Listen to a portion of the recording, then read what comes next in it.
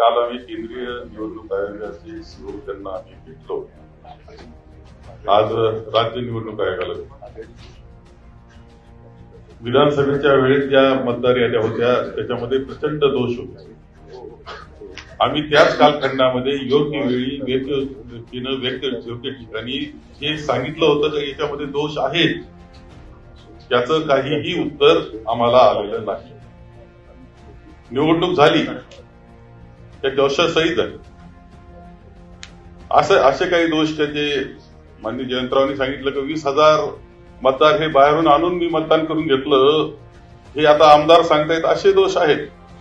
काहींचे नाव उघडले गेले, काहींचे परत परत नावं ते दिसत आहेत, पण ते चुकीचे आहेत.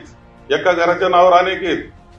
माझं एखादं कॉलेज आहे किंवा माझं कॉलेजचं हॉस्टेल आहे, त्या कॉलेजचे बाहेरून राज्यातून आलेले देशातून आलेले मुलं सुद्धा माझे मतदार, असं होणार असेल. निवडणूक आयोग ते मान्य करून घेणार असेल आणि ते बी शेवटच्या क्षणापर्यंत आणि ही तक्रार करूनच त्याची दखल नाही अशी अवस्था. या असे अनेक घोटाळे घेऊन ही मतदार यादी विधानसभेची होती.